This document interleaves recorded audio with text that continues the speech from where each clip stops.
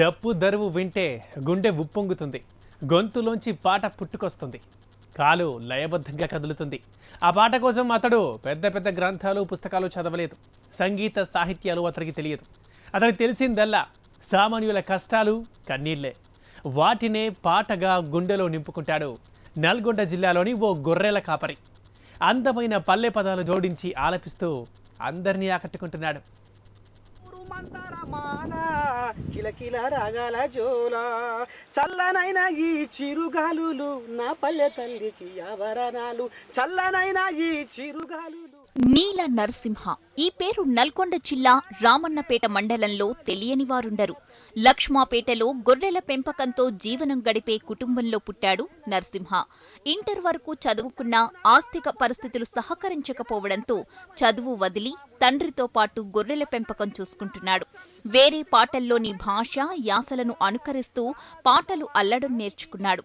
చిన్నప్పటి నుంచే చుట్టుపక్కల గ్రామాల్లో జరిగే సభల్లో, సమావేశాల్లో పాటలు పాడుతూ అందరినీ అలరిస్తున్నాడు. సమాజంలో చైతన్యం తీసుకొచ్చేందుకు ప్రయత్నిస్తున్నాడు. మా ఊరు మందార మాల కిలకిల రాగాల జోలా చల్లనైన ఈ చిరుగాలులు నా పల్లె తల్లికి ఆభరణాలు చల్లనైన ఈ చిరుగాలులు నా పల్లె తల్లికి ఆభరణాలు.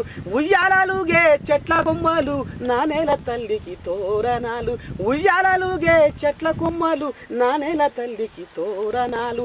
కొండ కోనల్లోన పొడిచేడి తొలిపొద్దు ఎదలోన సంద్రమయ్యగసింది మా ముందు. మాది నిరుపేద కుటుంబం. మా నాన్నగారు వృత్తి గొర్రెల కాపరి. ఆ విధంగా మేము గొర్రెలు కాసుకుంటూ బతికే వాళ్ళము. అయితే నన్ను కుటుంబ సమస్యల వల్ల, ఆర్థిక ఇబ్బందుల వల్ల 10వ తరగతి వరకు చదివించి ఆ పైన చదువు మానేసి నన్ను కూడా మా నాన్నగారు గొర్రెల కాపరిగానే మార్చాడు. ప్రపంచ తెలుగు మహాసభల సందర్భంగా గ్రామ, మండల, జిల్లా స్థాయిలో నిర్వహించిన సన్నాహక సభల్లో నరసింహ ప్రతిభ అందరికీ తెలిసిందే. అన్ని స్థాయిల్లో తన సత్తా చాటిన నరసింహ జిల్లా స్థాయిలో ప్రథమ స్థాయిలో నిలిచాడు. అతడి భాష అందరినీ మంత్రముగ్ధుల్ని చేసింది. తిరుపతిలో జరిగిన ప్రపంచ మహాసభల్లో సైతం ఆయన ప్రతినిధిగా ఎంపికయ్యారు. ఆహ్వానం వచ్చినా ఆర్థిక పరిస్థితి సహకరించకపోవడంతో వెళ్లలేకపోయాడు. మచ్చలేని నా పచ్చని ప్రకృతి స్వచ్ఛమైన గుణము చూడరా, ప్రాణదాత మన ప్రగతికి మెట్టు చల్లనైన వనము చూడరా, పారేటి సెలయేరు వలలు నా పల్లె అందాలు, మానవత్వం అనే తెరను తెంచి క్రూరత్వము అనే పొరను పెంచి ఈర్ష్యా ద్వేషాలు మనసులో దాచి కుట్రకు తంత్రాలు తనువులో మోసి నాకు ప్రోత్సహించే వాళ్ళు లేక చాలా ఆలస్యంగా వెలుగులోకి వచ్చాను. ప్రపంచ తెలుగు మహాసభల సందర్భంగా తెలుగు భాష మీద పాట రాసి నల్లగొండ జిల్లాలో కలెక్టర్ గారు ముక్తేశ్వరరావు గారి చేతుల మీదుగా ఉత్తమ అవార్డు తీసుకున్నాను.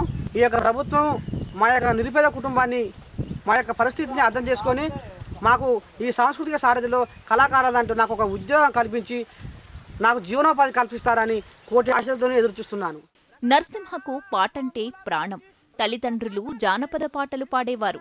లక్ష్మాపురం సమీపంలోని వేములకొండ దగ్గర ఉన్న శ్రీ మత్స్యగిరి లక్ష్మీనరసింహస్వామి గుట్ట మహిళలతో పాటు యాదాద్రి, శ్రీశైలం గురించి దాదాపు 400 పాటలు రాశాడు నరసింహ.